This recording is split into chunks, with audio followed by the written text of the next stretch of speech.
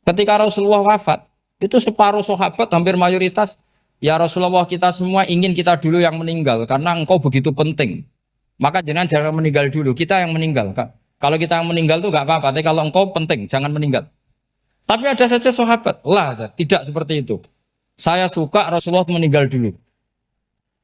Alasannya masuk akal. Biar Allah menyaksikan saya kama usaddikuhu hayyan usaddikuhu maitan. Allah biar menyaksikan saya iman kepada Nabi ketika masih hidup. Dan saya buktikan setelah mati pun, setelah meninggal pun, setelah wafat pun, iman. Jadi ternyata baisnya itu supaya orang tahu bahwa iman kita kepada Nabi itu iman yang super. Jika ketika beliau sugeng ya kita iman, setelah wafat juga kita iman. Kai usaddikuhu maitan kama usaddikuhu hayyan. Supaya saya mentasdikkan beliau setelah meninggal sebagaimana kita mentasdikkan beliau saat masih hidup. Dan ternyata Allah ridho dengan perkataan sahabat itu. Kenapa Allah ridho? Karena menjadi pelajaran bagi orang-orang yang ditakdir gak menangi Rasulullah SAW. Tetap mereka ini. Jangan kayak setan. Setan itu kurang ajar betul kalau iblis itu. Masyhur itu. Iblis itu nangis-nangis neng Nabi Musa.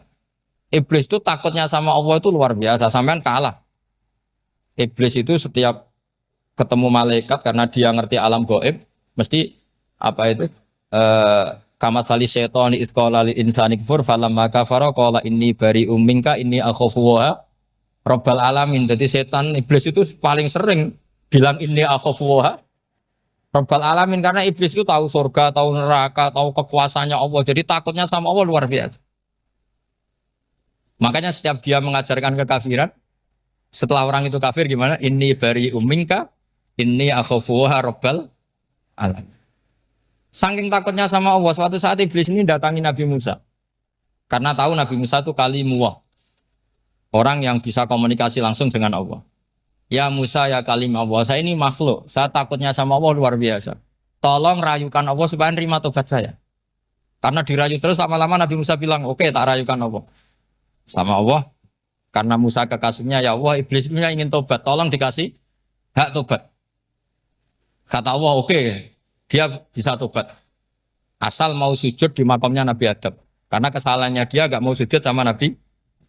Semenang Nabi Musa karena ada cara untuk iblis menjadi tobat. Dikasih tahu sama Nabi Musa, alhamdulillah kamu diterima tobatnya. Syaratnya apa? Sujud ke kuburannya Nabi Adam. Wah iblis ya tahu aslinya terus. Asjuduhu maitan wa qatla asjuduhu hayyan. Oh zaman urip aku ora gelem, mbok nek wis mati. Oh dasar setan itu. Zaman urip aku ora gelem, wis mati mbok kon sujud. Kumat maksudnya terus ya sudah sampai sekarang akhirnya. Kalau sekarang sudah tidak mungkin lagi karena nggak ada Nabi Musa. Jadi ijtihadnya sahabat melihat wafatnya Rasulullah itu beda-beda dan ternyata semuanya diridhoni Allah. Karena ternyata yang suka Nabi wafat dulu adalah ingin supaya umat Islam tetap mencintai beliau, iman sama beliau, tasdik sama beliau, sebagaimana tasdik zaman sugeng. Makanya kita harus mencintai guru-guru kita. Uhibbuhu maitan kama uhibbuhu hayyan. Saya sampai sekarang itu ya merasa Mbah Mun itu tidak meninggal. Saya masih merasa kalau bapak saya tidak meninggal karena kita mencintai beliau-beliau ketika hidup dan ketika wafat itu sah. Karena beliau-beliau sama kita juga seperti itu. Rasulullah itu ketika mendekati wafat, ya bahasa halusnya intaqala ila rafiqil a'la. Itu Nabi kalau ngedikan tuh rileks sekali. Hayati khairun lakum wa wafati khairun lakum. Cung aku nak uripku ya apik. Engko nak aku wis kapundhut ya apik. Fa amma hayati fali asunna lakum as-sunan. Sebagian riwayat fa innakum tuhadditsuna anni wa uhadditsu ankum. Kalau saya masih hidup, saya bisa mengajarkan kamu sunnah, mengajarkan kamu tradisi-tradisi yang benar. Dan ketika aku mati, ketika aku sudah wafat, maka saya jejer Allah, kata Nabi. Saya berdampingan dengan Allah, maksudnya dekat Allah. Tentu bila kaifin walan hisab. Terus sudah fa inna amalakum, amal-amal kamu diperlihatkan ke saya. Berhubung saya sudah dekat Allah, kalau amal kamu baik, saya muji Allah.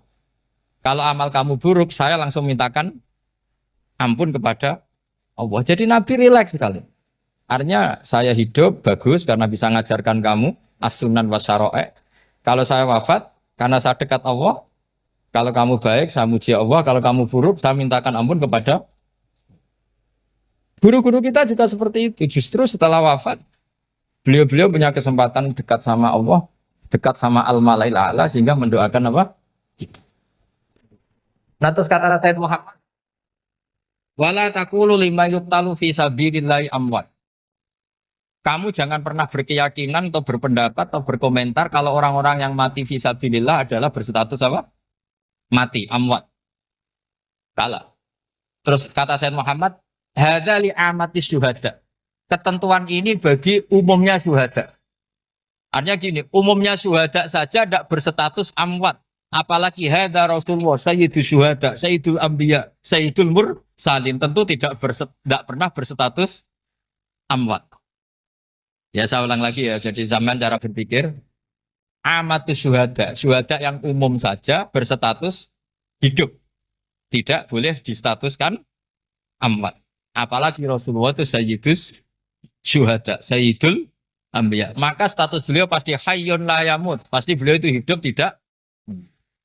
Dan karena beliau itu asfaq, sangat sayang kepada kita, sebagaimana zaman beliau hidup itu sayang kepada kita, sampai nangis-nangis minta hak syafaat, maka setelah meninggalkan pun beliau pasti sayang kita dan pasti berusaha supaya kita diampuni oleh Allah Subhanahu wa ta'ala. Sehingga ada sahabat yang tadi berpendapat kalau saya nggak masalah Nabi wafat dulu. Supaya Allah menyaksikan saya usaddiquhu maitan kama usaddiquhu hayyan. Jadi ini cerita ya, cerita sudut-sudut pandang. Fikih itu penting sekali. Kata Sayyid Ali yang Shahibu Simtud Durar itu, wabihi qiwamus syariah. Yang bisa mengawal syariat itu hanya fikih. Fikih itu ya kalau yang paling gampang untuk kita misalnya punya Fathul Qorib, Fathul Mu'in, Fathul Wahab. Tapi yang faham betul, mesti faham itu ngelotok setengah hafal. Jangan bawa kitabnya tok, yang penting sekian semester terus selesai. Itu sama-sama dosa, itu dosanya ya dosa, mahasiswanya juga dosa. Karena sudah terlanjur sarjana agama, ternyata nggak bisa, itu kan mendingan ndak sarjana agama.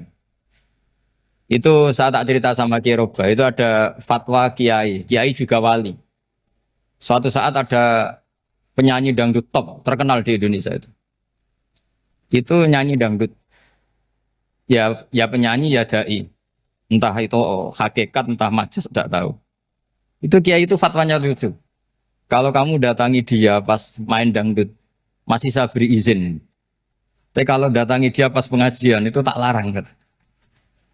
Kan santrinya jadi eskal. Ini pas pengajian dilarang, pas dangdutan kok malah dapat izin. Tapi bukan berarti halal ya, dapat izin. Dapat izin kan potensinya bisa karena dilarang lah ya tetap belerot. Terus suatu saat si santri ini setengah wali, tidak wali tapi setengah. Ya. Lama-lama itu memahami gurunya. Memahami gurunya ternyata sirinya begini.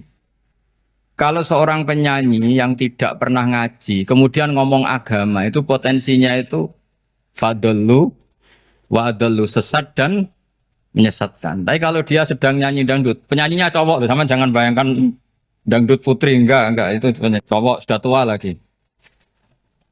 Jadi potensi halalnya ada lah maksudnya untuk, tapi tidak alat musiknya, orangnya. Tapi kalau dia nyanyi, itu paling dosanya hanya nyanyi. Saya ulang lagi ya. Murid tadi akhirnya paham kalau datangi pengajian itu artinya ikrar kalau dia seorang dai atau seorang yang layak ngomong apa? Agama.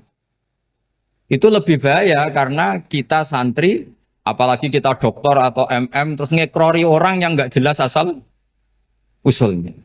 Tapi kalau nyanyi kan nyanyi saja. Sehingga itu menjadi fikih. Bahaya terbesar dalam fikih adalah apa? Mengkaji fikih tidak dari ahlinya. Ya saya ulang lagi ya, mengkaji fikih tidak dari apa? Ahli. Nah kenapa demikian? Begini, saya beri contoh. Ilmu fikih itu tentu pertama dari Rasulullah Shallallahu Alaihi Wasallam. Kemudian bersanad sampai kita atau kita sampai Rasulullah. Itu ngalami sekian ijtihad yang tidak mudah. Saya beri sekian contoh. Dulu Imam Syafi'i itu sukanya sama guru yang miskin, ya karena rata-rata santri juga miskin. Jadi mesti ngidolakan guru yang miskin, karena sesama miskinnya harus berkoalisi. Tapi akhirnya gurunya Imam Syafi'i itu miskin sekali. Namanya Muslim bin Khalid Az-Zanji itu miskin, Sufyan As-Tsauri miskin, Sufyan bin Uyainah miskin. Setelah ngaji di Medina itu Imam Malik itu kaya. Pas itu Imam Malik sudah kaya. Setiap ketemu Imam Syafi'i dikasih uang. Sampai ketika Imam Malik itu bilang, kamu sudah alim, ilmu saya sudah habis, kamu ngaji sama yang lain. Sama siapa? Kata Imam Malik, orang yang sealim saya sudah meninggal, namanya Abu Hanifah. Tapi dia punya murid, namanya Muhammad bin Hasan Asy-Syaibani, kamu ke sana. Terus Imam Malik datang ke Baki. Dulu Baki itu pasar rental, ya Grab lah kira-kira sekarang. Itu mengumumkan, siapa kafilah yang mau ke Irak? Kita ya Imam Malik, dibayari sama Imam Malik.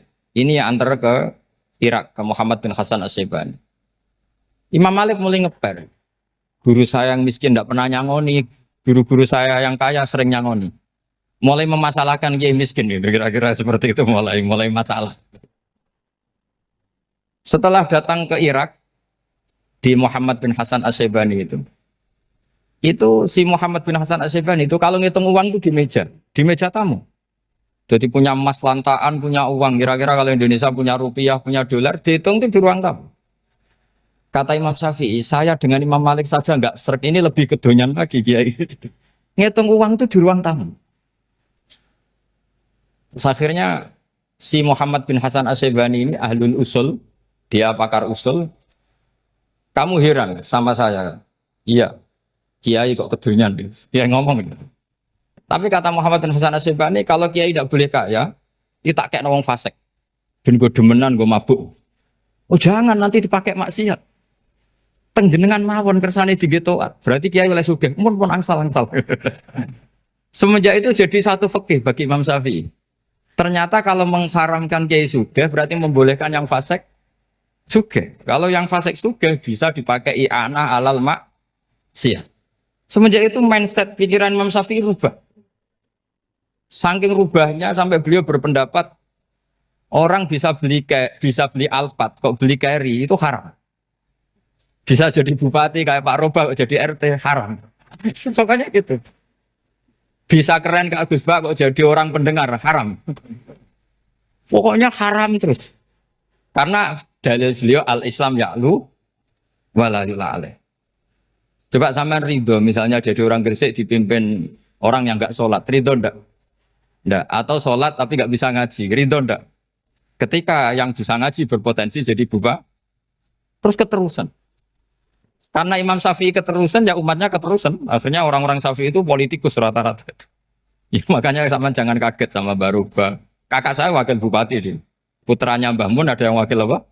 Gubernur. Dulu Gus Wahid ya menteri agama. Itu asal usul dari perubahan fikih, mindset, cara berpikir Imam Syafi'i. Jadi dulu itu fikih ditemukan itu jelimet, ada perdebatan. Itu tidak hanya pada level ulama, pada level Nabi pun ada perdebatan. Jadi jangan kira Nabi itu tidak debat, ya debat. Nabi itu asal seangkatan itu mesti debat, termasuk debat dengan malaikat. Jadi kalau perlu ya debat sama apa? Karena malaikat itu kan lugu itu gak iso mikir. Karena kalau malaikat iso mikir bisa jadi rektor. Nanti kasihan Pak Salam ini. Malaikat gak boleh jadi rektor. Malaikat Israel itu gak tahu etika. Jadi beliau ketika mau membunuh, mencabut nyawanya Ibrahim datang, ya Ibrahim saya ini disuruh nyabut nyawa kamu. Kata Ibrahim, wah kamu itu pasti salah. Kamu tahu saya siapa? Saya ini Khalilur Rahman, kekasih Allah. Masa kekasih membunuh yang dikasih? Ini enggak benar, logika itu enggak benar. Pasti kamu salah. Karena Israel itu tidak bisa debat. Ketika ditanya, hal ra'aita khalilan yumitu khalilah? Masa kekasih membunuh yang dikasih? Saya ini Khalilur Rahman. Masa Allah mencintai saya kemudian membunuh saya, itu logika agak bener. Tidak keliru, kamu itu keliru. Israel akhirnya terbang lagi. Ya Allah, katanya logika saya ini salah. Karena masa kekasih membunuh yang dikasih. Karena Israel nggak pernah sekolah, nggak pernah sekolah. Nggak bisa dia jawab. Akhirnya diajarin Allah. Dah kamu bilang gini ke Ibrahim. Hal ra'aita khalilan yakrahu ayyalqa khalila. Masa kekasih tidak siap ketemu yang dikasih. Dibalik logikanya. Akhirnya datang lagi ke Israel. Kata Allah begini. Masa jenengan kekasihnya tidak siap ketemu yang kau kasih. Oh ya ya oke mati gak apa-apa. Jadi ilmu itu ngalamin perdebatan. Jadi saya datang murni karena Kiai Mas Buhin, bukan karena MC. Itu dosa besar kalau saya datang karena MC. Karena saya punya kewajiban yang lebih besar. Jadi yang bisa mengalahkan adalah a'dzama minhu, yang super besar kira-kira. Karena jelas ada riwayat inna min abaril birri silatar rajuli ahla wuddi abi. Ya, inna min abaril birri silatar rajul ahla wuddi abi. Di antara kebaikan yang sangat baik adalah seseorang menyambung teman bapaknya. Padahal sampean kan nggak mungkin teman bapak saya. Teman saya aja nggak mungkin, nggak level apalagi bapak saya kan.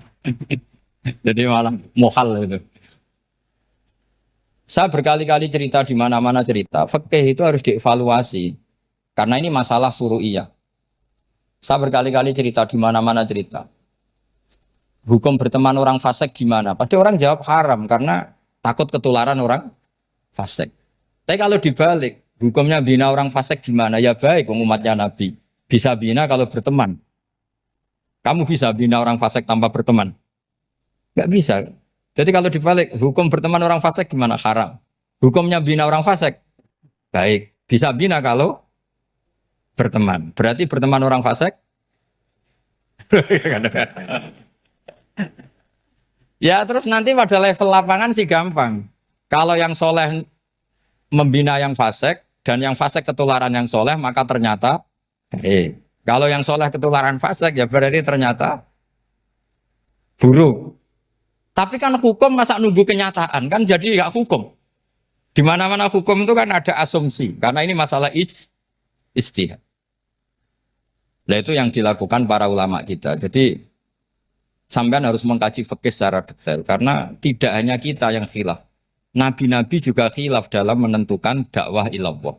Wali-wali kita kayak Abdul Hasan Asyadili sama Sayyid Abdul Al-Haddad itu juga. Imam Ghazali ya khilaf. Imam Suyuti itu kalau ketemu Al-Qastolani itu saling tidak nanya, saking nggak cocoknya. Masyhur itu. Jadi ulama ora cocok. Bedanya nak saiki perkara partai. Kalau orang dulu enggak. Karena pakai asumsi. Pakai asumsi karena memang susah. Enggak misalnya memang tak bedai, tak beri yang di enggak misalnya ada orang rukuk kemudian kentut. Itu sholatnya batal apa enggak? Enggak, jawab saja. Enggak, orang sholat kemudian pas rukuk kentut atau kelihatan auratnya, sholatnya batal apa enggak? Batal. Itu keliru nih sampean, itu salah dosennya mesti itu.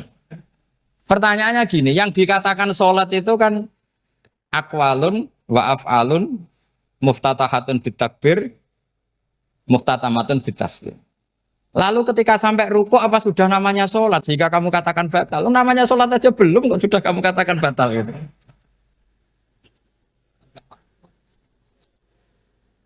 Iya kan?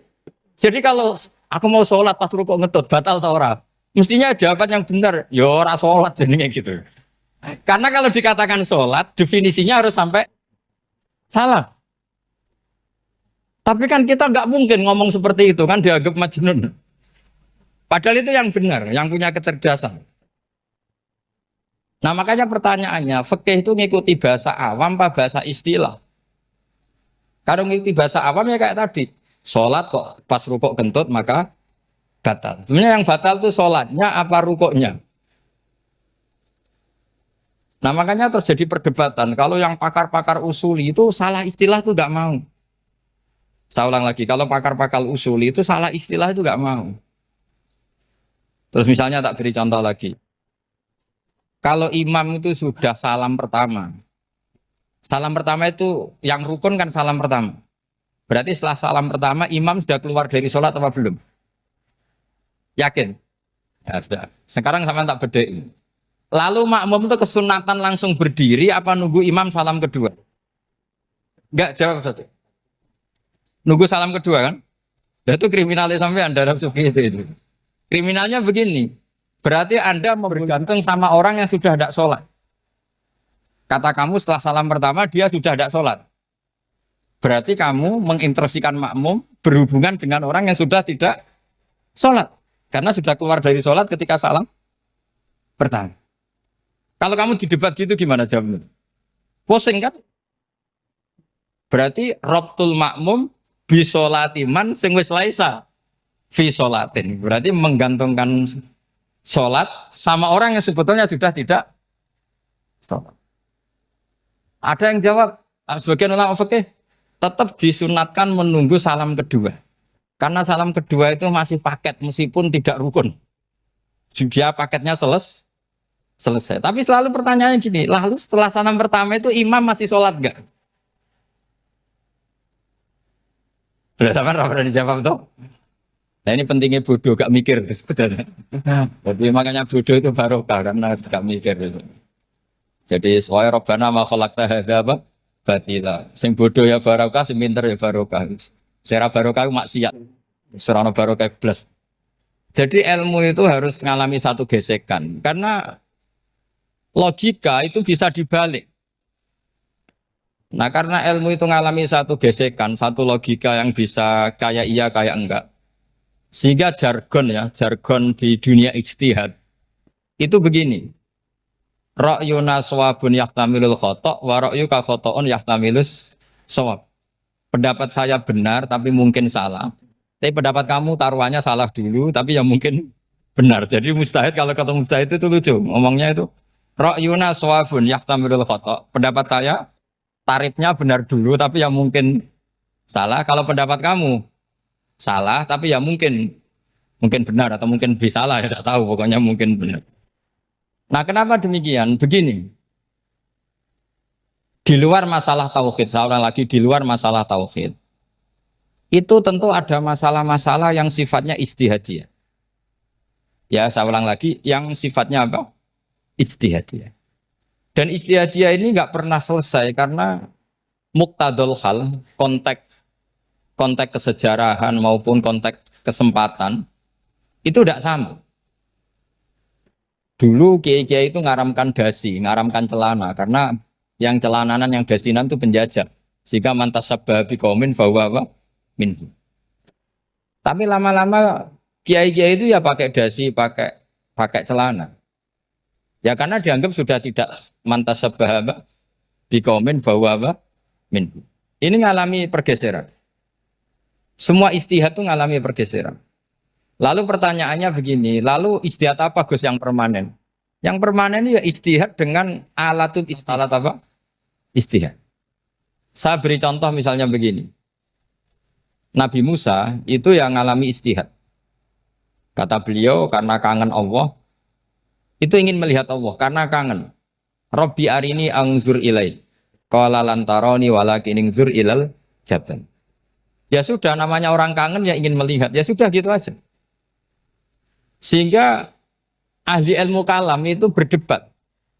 Kalau kata ahli sunnah, karena Nabi Musa minta ingin melihat Allah, berarti melihat Allah itu jaiz, mungkin. Karena Nabi gak boleh bodoh meminta sesuatu yang mau hal. Maka antipatinya ahli sunnah terhadap pendapat Mu'tazilah itu antipati.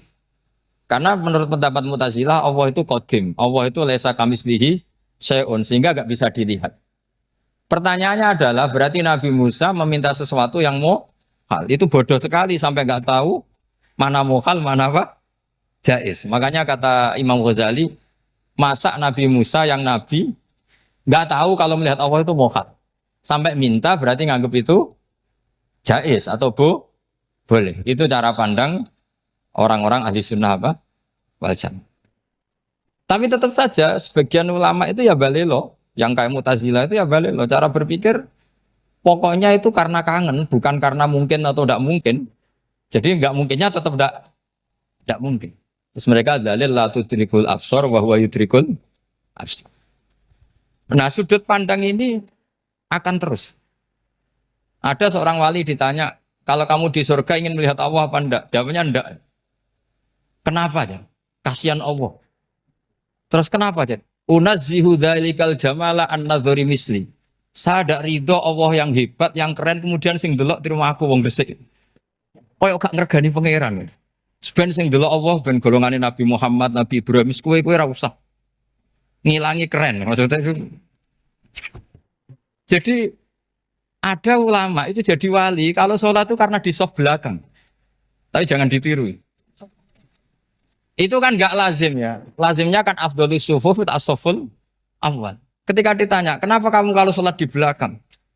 Cek GR koyok wani suwan pangeran gak ngarep. Aku sungkan dadi kok gulit. Kalau sampean kan karena males bukan karena sungkan. Jadi itu artinya rasa ya. Makanya nggak bisa, nggak ada ijtihad itu tidak mungkin karena perasaannya orang itu beda-beda. Itu Sayyid Abdul Al-Haddad itu kalau ngendikan masyhur. Man da'a li dzalimin bil baqa faqad ahabba yusawwa fi ardi. Orang yang mendoakan orang fasik masih hidup, gak mati-mati, itu berarti suka kalau Allah dimaksiati di buminya. Wong fasik kelakuannya rak maksiat, nak mbok dongakno mari. Itu berarti kamu ingin Allah didurakani terus menerus karena si fasik masih hidup. Tapi kalau Abu Hasan Asy'adzili cara ngendikan gini, kalimatnya persis. Man ahabba alla yusawwahu fi ardi faqad ahabba alla tadhharu maghfiratuh. Orang yang ingin dunia ini steril gak ada maksiat, maka sama saja berkeinginan tidak melihat luasnya maghfirahnya Allah. Sama-sama wali besar. Tapi cara pandang hubungannya dengan Allah seperti itu. Jadi mau tidak mau, ijtihad itu mau tidak mau. Makanya tidak usah dipertentangkan misalnya cara berpakaian, cara apa. Yang penting sesuai aturan Islam ya sudah. Karena ini urusan rasa. Urusan apa? Rasa. Itu Syekh Hasan Basri itu sering jagongan sama Robiah Hadawiyah. Itu secara fikih salah. Tapi pas itu ulama fikih ditanya, kenapa Anda tidak komentar terhadap dua wali besar yang sering ketemu? Andai kan semua santri seperti itu akan saya halalkan, Gatot. Karena nggak mungkin punya nafsu. Sehingga fikih dulu memang masih asli. Kamu lihat di takrib misalnya, lelaki melihat perempuan itu nggak boleh kecuali sekian alasan. Termasuk boleh itu li taklim karena mengajar atau lil muamalah. Lah ini yang mulai masalah. Ada warung kopi, penjaganya cantik. Santri-santri ngopi. Ini lil muamalah katanya. kan kasus ini.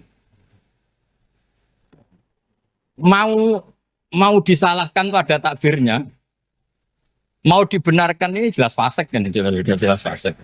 Jelas fasik. Maksudnya sudah fasik sebelum itu ditambah itu, jadi fasiknya permanen. Nah pertanyaannya adalah, kalau kamu ngajar mbak-mbak, kemudian hafal yang cantik yang enggak, itu taklim lin nazar apa nazar li taklim? Itu taklim apa modus? Makanya kalau ngopi cari bakul yang cantik, itu muamalah untuk nazar apa nazar untuk muamalah? Loh kalau saya ngopi dengan kirobah pasti halal. Karena begini, berjalan saja, bareng capek, nggak tahu itu warungnya siapa, terus berhenti ngopi. Kebetulan bakulnya cantik. Nah itu mungkin halal, karena kan saya tidak milih-milih. Ingin ngopi kebetulan bakulnya cantik. Kalau kamu kan nggak apal daftarnya. Wah itu mesti haram itu, mesti haram itu. Karena berarti kan kamu menjadikan ngopi ini modus. Gue jagani nak takok pangeran. Lo kok nazar? Muamalah Gusti muamalah. Itu mesti modus. Maka fikih itu harus dikawal oleh tasawuf. Kalau ndak semua hukum fikih bisa diakalin. Makanya Imam Bukhari punya satu bab namanya Kitabul Khiyab. Bab mengkhilaf fikih.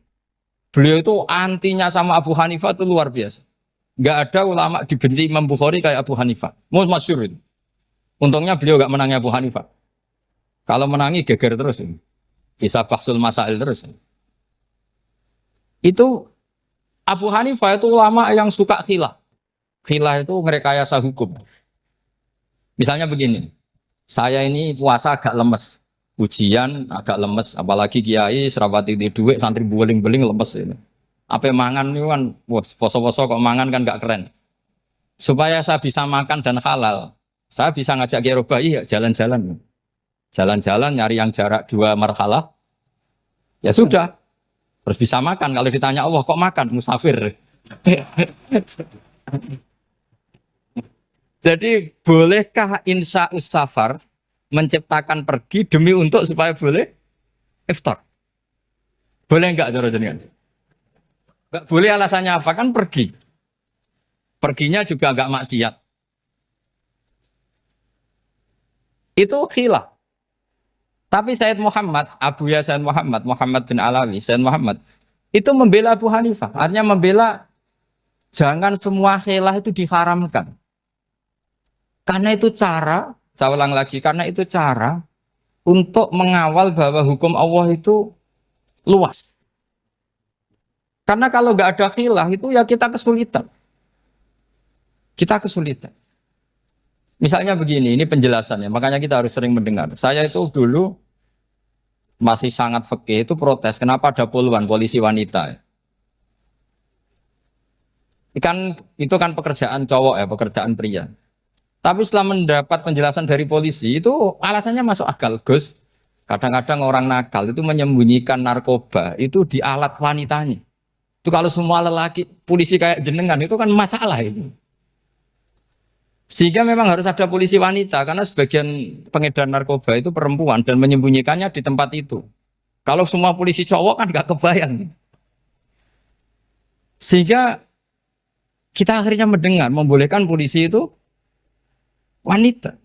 Ada wilayah yang harus wanita. Begitu juga ada pertanyaan, kenapa sih dokter kandungan itu cowok? Saya punya banyak santri yang muhibin saya itu dokter kandungan. Tak tanya, kamu itu kok cowok kok jadi dokter kandungan? Kan pekerjaannya seperti itu. Dia jawabnya lucu. Dari 10 yang tes jadi dokter kandungan, itu yang cewek itu lulus 2. Yang cowok lulus semua. Karena ketika cewek dites melihat ketuban pecah darah itu langsung pingsan. Sehingga yang secara psikologi dablek itu kan memang lelaki.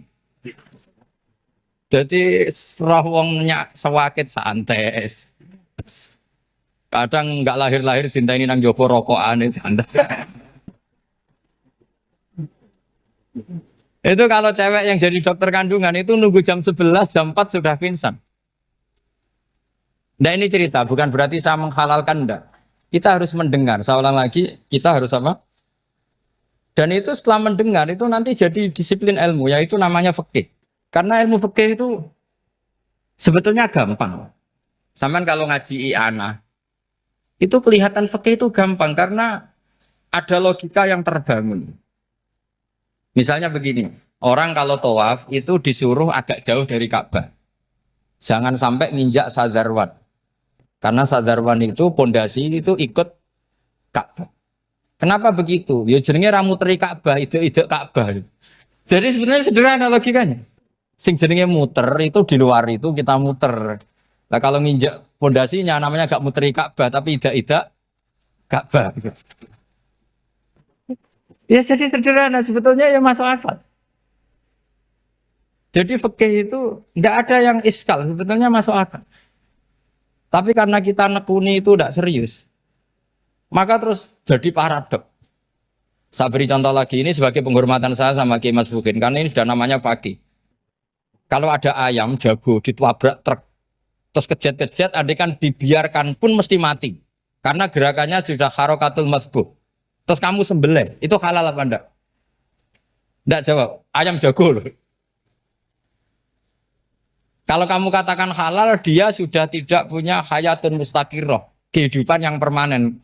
Andai kan kamu biarkan pun 1 menit lagi meninggal. Kejet-kejet kan prosedur saja.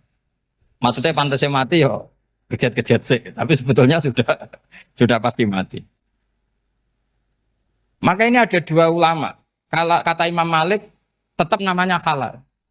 Karena ruhnya masih di situ. Sehingga ketika kita nyembelih, ya nyembelih hewan yang hidup. Yang namanya nyembelih itu pokoknya mematikan yang punya roh. Sementara saat itu rohnya masih di situ. Meskipun 1 menit lagi pasti. Tapi kalau mazhab Syafi'i enggak, ini sudah harokatul masbuh. tidak punya hayatun mustaqir. Sehingga dalam perdebatan ulama fikih itu lucu, kadang ya gampang-gampang mangkel nol. Misalnya begini, kalau ada anak lahir tidak ada amaratul hayat, nggak nangis, nggak bernafas, sunat disolati apa enggak? Siktun sing layas tahilu walayas langsung lahir langsung mati, nggak ada amaratul hayat. Udah tahu mikir tuh. Itu tidak wajib disolati. Alasannya, ya kan memang sholat alal mayit kan tidak pernah hidup. Di mana-mana mayit itu setelah hidup mati. Ini kan tidak pernah hidup. Namanya ya qit'atul lahmin, ya potongan daging itu aja enggak. Jadi kadang fikih diwaca tenan jebule mangkel no. Terus ketika di kitab Minhajul Thalibin itu, kalau kamu keluar mani itu wajib mandi enggak? Wajib kan? Kalau keluar mani inzal itu kan wajib mandi. Nah, kenapa nifas atau wiladah keluar bayi? Kenapa ibu-ibu kalau keluar bayi wajib mandi? Alasannya lucu. Li annal walad maniyun pun akidun. Ini kan wis mani cuma mengkristal. Jadi kadang fikih mangkel. Apa ya? Sembrono gitu.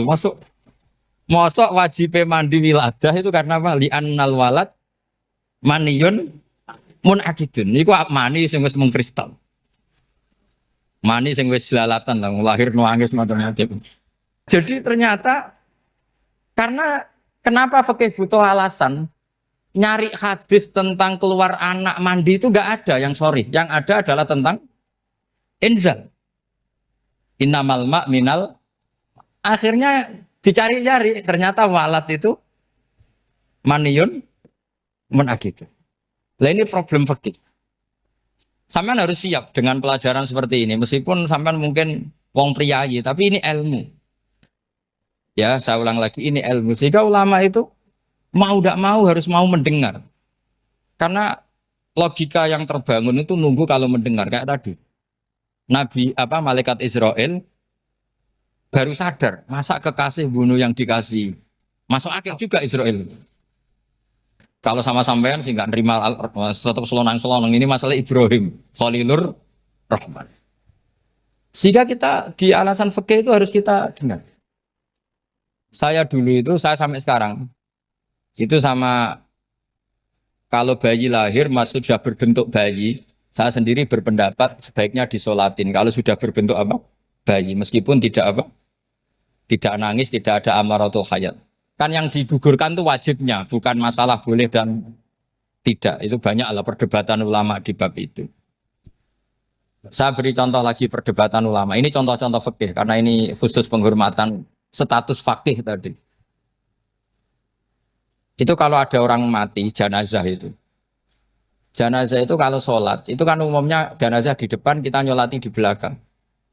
Itu yang mengatakan begitu ya tidak punya alasan. Ya taunya mulai dulu begitu, di mana-mana nyolati jenazah, jenazahnya di depan. Tapi di kitab Mahali jelas diterangkan, kata kaul sani tidak wajib. Alasannya ya lucu, fa innal janazah laisat bi imamin. Jenazah itu tidak imam, kenapa harus di depan? Kan kacau kan? Lo coba alasannya di depan apa? Dia ada imam kok. Nah barokahnya fikih itu sehingga kita melihat di Arab Saudi sekarang itu jenazah kan di belakang. Tapi kita tetap nyolati apa? Mayit. Kalau di Arab Saudi musim haji itu jenazahnya di kamar mayit, tapi kita nyolati. Itu satu-satunya takbir ya tadi fa innal janazah laisat bimanzilatil imam. Tapi jangan praktekkan nanti tidak kepaliran sesat tuh. Saya hanya cerita ilmu, jangan dipraktekkan. Kalau dipraktekkan masih jadi aliran sesat. Mono jenazah ning mburi mame kok ngarep aliran sesat. Sebetulnya bukan sesat tuh. Uji coba fikih. Ya karena tadi fa innal janazah laisat bimanzilatil. Bukti lagi kalau sampean sholat ghaib. Sholat ghaib itu misalnya mayitnya di Surabaya, boleh enggak sholat ghaib di sini? Terus jenazahnya di belakang kamu apa depan kamu? Nah ini kan fikih itu pokoknya gitu. Makanya standar furu'iyah itu susah. Karena perdebatannya itu mirip-mirip. Kayak iya, kayak tidak, kayak. Makanya dulu zaman sahabat Ada sahabat itu mencintai Rasulullah. Senengannya sowan. Bukti cinta sowan. Banyak juga yang sahabat bukti cinta Nabi itu tidak pernah sowan. Alasannya ganggu. Kenapa kamu jarang sowan Nabi? Saya sering jamaah sama Nabi, saya tidak pernah sowan. Kenapa? Ganggu. Biar Nabi kalau di rumah sama anak istrinya, saya tidak mau ganggu. Makanya saya termasuk kiai yang gak pati seneng disowani. Karena ya itu tadi. Kalau ngulang seneng saya, kalau disowani biasa saya. Kalau kiai roba itu nilai, nak pernah sepuh jadi rasuan nilai. Jadi beda, saya sering ditilii kiai sepuh. Tapi bahasanya tentu tidak sowan, tapi nopo nilai. Kalau sowan itu maka kan nafkah itu seperti itu. Jadi ada disiplin, di situ ada disiplin ilmu. Yang kadang kita tidak cocok. Makanya Imam Syafi'i sendiri ngendikan kadang beliau dengan gurunya, dengan Imam Malik sampai ngarang ikhtilafu Malik. Beliau punya data yang beliau itu sedang nggak sama dengan gurunya, yaitu Imam siapa? Malik. Karena mindsetnya itu beda. Tidak sampai misalnya saya tanya, sholat itu harus menghadap kemana? Tidak, jawab saja. Kiblat kan. Ukurannya apa coba? Namanya madhep. Wajah apa dada? Imam Syafi'i milihnya dada. Sekarang praktekkan dalam dialog keseharian. Saya jagungan sama Kiai Roba seperti ini, terus wajah saya begini, madhep enggak? Nah itu masalah. Terus pertanyaannya, madhep dengan dada itu fis sholat apa fil qiyam?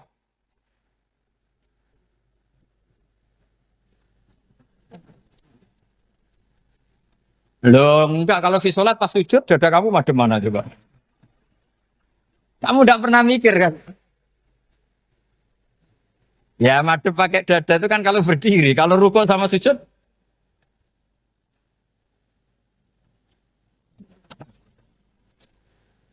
Loh itu ulama itu jelimet gitu.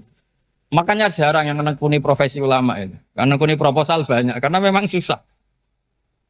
Jadi ulama itu orang yang cara berpikir sudah aneh. Sehingga mereka detail. Maksudnya menghadap itu apa? Ukurannya kalau berdiri ya dada. Tapi nggak bisa kamu katakan atawajjuh bisodri aturan dalam sholat. Fikuli sholat. Pertanyaannya lah kalau rukuk sama sujud. Dadanya menghadap kemana coba? Maka itu ilmu yang sudah jelimet.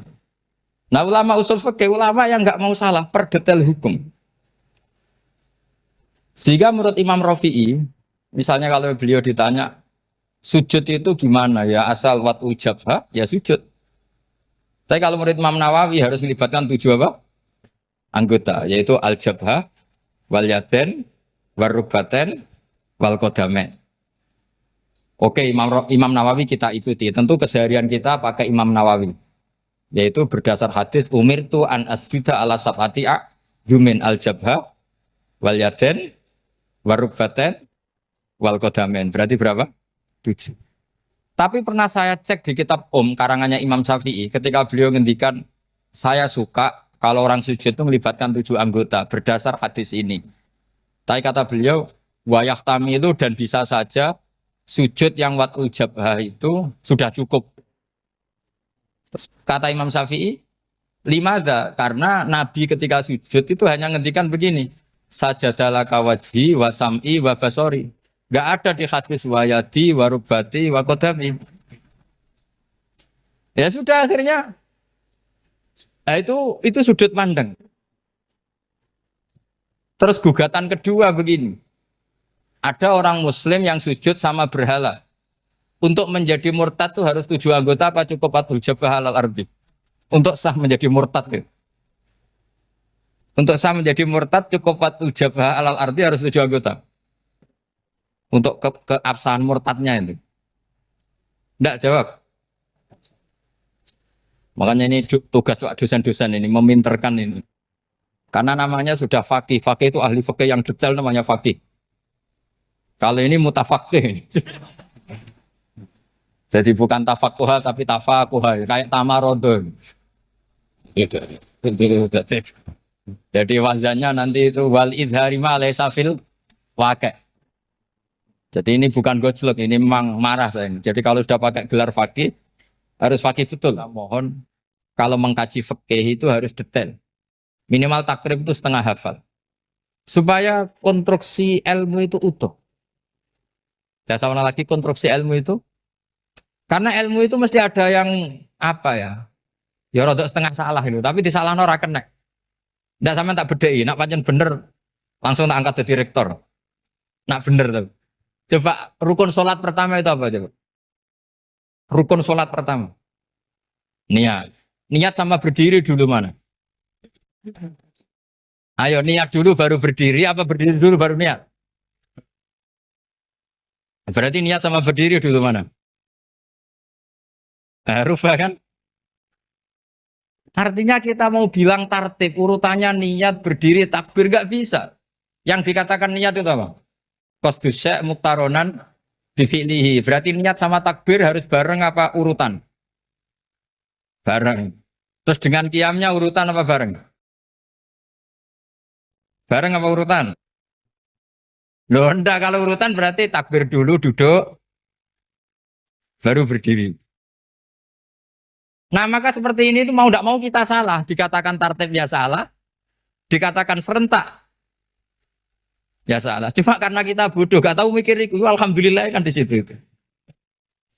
Lu coba niat sholat loh, niat takbir qiyam dulu man. Niat takbir qiyam dulu mana coba? Dulu qiyam. Enggak ada kitab yang mengatakan arkanus sholat awaluha. Oh, dianggap kitab kriminal maksudnya. Makanya ngendikane ulama-ulama di Sarah-Sarah, mau tidak mau sebagian istilah itu tasamuh. Tasamuh itu wis tiga gampang ngono kok repot. Karena kita tidak bisa detailnya. Coba misalnya puasa. Puasa Ramadan itu wajib apa? Tabyitun niat, nginep no niat. Sing darani nginep itu umure lama apa enggak? Lama kan?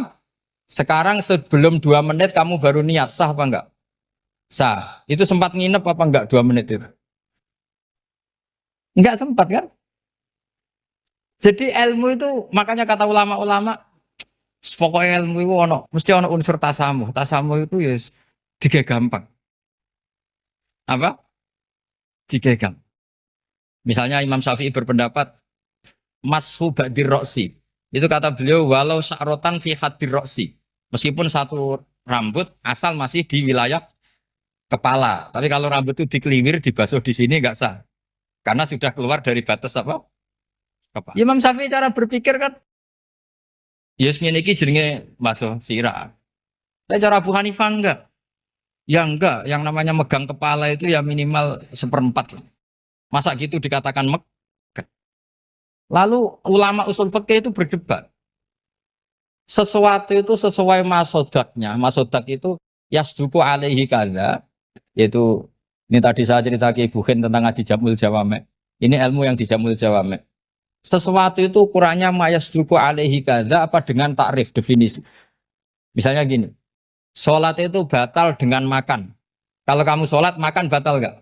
Tidak, jawab saja. Batal. Itu satu upo apa satu piring? Tidak, jawab saja. Satu upo sudah batal. Sekarang bab makan di ngormat tamu. Cong tamuku keimangan. Iku sak upo apa sak piring? Nah ini kan tidak fair. Di bab tamu makan satu piring, tapi di bab sholat satu upo.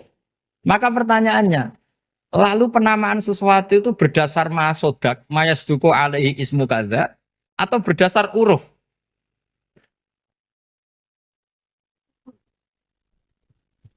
Ukurannya apa coba?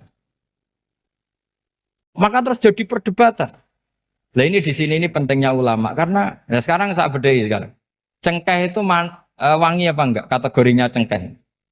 Wangi kan? Kalau orang bikin kue tar pasti pakai apa? Cengkeh. Pakai wedang ronde supaya manis. Apa wangi dikasih apa? Cengkeh. Nah itu saya berkali-kali cerita. Pernah mau dipikirkan orang Islam itu nggak boleh rokok karena dianggap pakai apa? Mewangi karena ada apa? Cengkeh. Tapi terus didebat. Kalau gitu berarti orang Jumatan sunat rokok.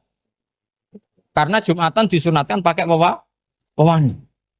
Wah itu kan akhirnya tuh, wah iya ya, repot ya kan. Jadi kalau cengkeh kamu kategorikan pewangen, yang orang Islam nggak boleh rokok karena pakai cengkeh yang wangi, konsekuensinya orang Jumatan sunat rokok karena berarti di masjid pakai apa? Pewangi kan sesat semua ya, jadi itu ilmu. Makanya selain fikih mateng itu ada ilmu yang namanya usul fikih. Usul fikih itu yang neliti itu. Mayas duku alaihi kaza. Jadi yus ngono iku darani ngono. Saurang lagi. Ngono iku wis darani ngono. Ora perlu roh detail.